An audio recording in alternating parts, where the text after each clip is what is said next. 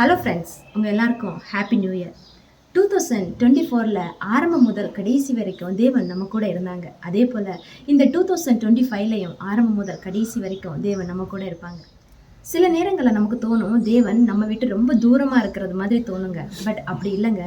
தேவன் நம்ம கூட தாங்க இருக்கிறாங்க. ஆனால் நாம தான் அவருக்கு அதிக முக்கியத்துவம் கொடுக்காதவர்களாக இருக்கிறோங்க.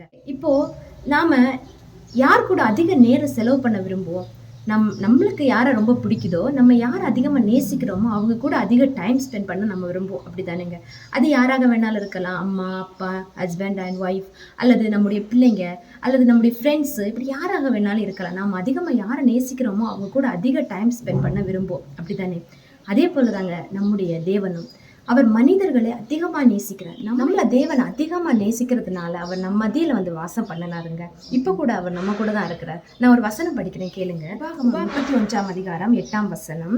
அவர் உன்னோடே கூட இருப்பார், அவர் உன்னை விட்டு விலகுவதும் இல்லை. அவர் எப்பவுமே நம்ம கூட தாங்க இருக்கிறாரு. நம்ம ஒரு விசுவாச கண்ணோடு நம்ம பார்க்கும்போது கண்டிப்பாக தேவன் நம்முடைய அருகாமையில் இருக்கிறத நம்ம உணர்ந்து கொள்ள முடியுங்க. God bless you. ஆமாம்.